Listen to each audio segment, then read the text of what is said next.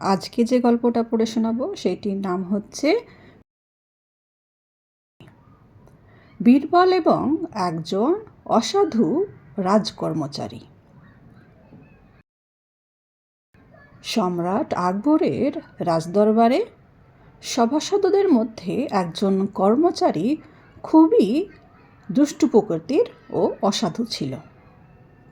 একদিন তার মাথায় একটা দুষ্টু মতলব এলো। একজন গরিব লোককে ডেকে সে বলল, দেখো বাবু, তুমি যদি সারা রাত পুকুরের ঠান্ডা জলে গলা পর্যন্ত ডুবে থাকতে পারো তাহলে আমি তোমায় 5টা সোনার মোহর দিতে পারি। গরিব লোকটি এক কথায় রাজি হয়ে গেল, কারণ তার টাকার খুবই প্রয়োজন ছিল। পরের দিন সন্ধ্যা থেকে গরিব লোকটি পুকুরের ঠান্ডা জলে গলা পর্যন্ত ডুবে দাঁড়িয়ে থাকল। রাজার কর্মচারীটি 2জন রক্ষীকে ওই লোকটির ওপর কড়া নজর রাখতে বলে দিল।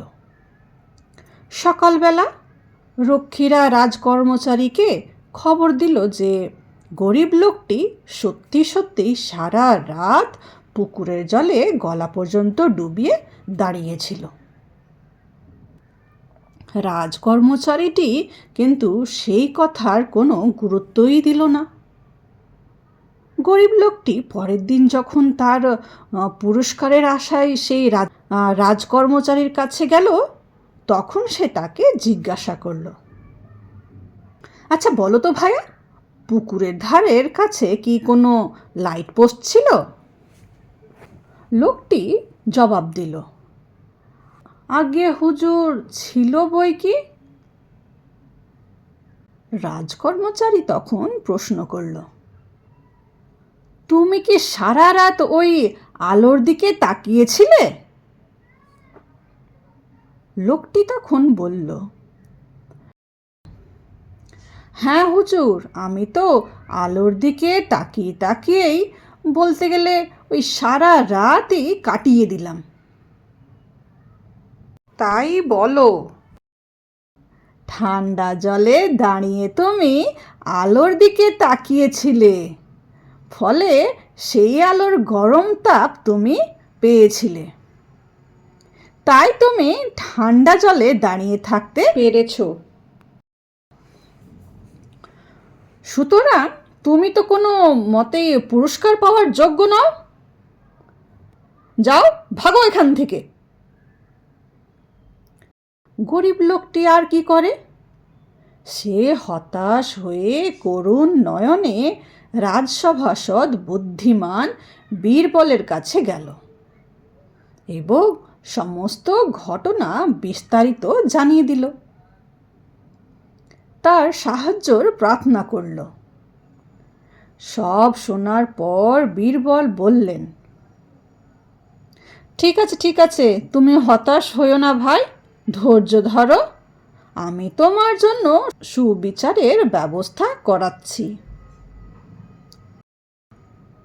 পরের দিন বীরবল রাজদরবারে আর গেলেন না। সম্রাট আকবর তার দূতকে পাঠালেন বীরবলের খবর নেওয়ার জন্য। দূত এসে খবর দিল, মহারাজ, বীরবল বললেন তিনি রান্নার কাজে ব্যস্ত আছেন, যতক্ষণ না রান্না শেষ হয় তিনি সভায় আসতে পারবেন না। এই কথা শুনে সম্রাটের কেমন সন্দেহ হলো। তাই তিনি নিজেই বীরবলের বাসায় গেলেন আসল ব্যাপারটা যে কি তাই দেখার জন্য। বাড়ির বাগানে গিয়ে বীরবলের কাণ্ড দেখে তার তো চক্ষু স্থির। তিনি দেখলেন 3টে বাঁশ লম্বা করে জোড়া লাগানো, আর তার মাথায় একটা মাটির হাঁড়ি বাঁধা রয়েছে। নিচে মাটিতে আগুন জ্বালিয়ে বীরবল সেই হাঁড়িতে ভাত রান্নার চেষ্টা করছেন।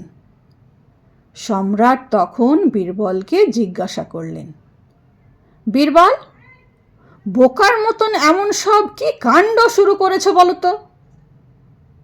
এই নিচের আগুন অত উপরে হাঁড়ির কাছে কি করে পৌঁছাবে যে তোমার ভাত রান্না হবে? বীরবল উত্তর দিলেন, মহারাজ, যদি কোনো মানুষ পুকুরের ঠান্ডা জলে দাঁড়িয়ে থেকে দূরের লাইট পোস্ট থেকে আলোর উত্তাপ নিয়ে গা গরম করতে পারে, তবে আমার উপরের হাঁড়ি নিচের আগুনের তাপ কেন পাবে না বলতে পারেন? সম্রাট মাথামুন্ডু কিছু না বুঝে বীরবলকে পুরো বিষয়টা ঠিকমতো বুঝিয়ে বলার জন্য অনুরোধ করলেন। তখন বীরবল গরিব লোকটির সাথে ঘটে যাওয়া সব ঘটনা সম্রাটকে সবিস্তারে বললেন। সব শুনে সম্রাট তক্ষুনি দূতকে পাঠালেন সেই রাজকর্মচারী আর গরিব লোকটিকে তার দরবারে হাজির করার জন্য। তাদের কাছ থেকে সব ঘটনা পুনরায় শুনে তিনি কর্মচারীটিকে আদেশ দিলেন, এই মুহূর্তেই তুমি ওই লোকটিকে 5টা সোনার মোহর দিয়ে দাও, কারণ তুমি শর্ত হেরে গিয়েছ। কর্মচারী তখন সম্রাটের আদেশ মেনে নিয়ে 5টা সোনার মোহর গরিব লোকটিকে দিয়ে দিল। গরিব লোকটি সন্তুষ্ট হয়ে সম্রাট ও বীরবলকে বারবার ধন্যবাদ জানিয়ে অভিবাদন করতে লাগলো।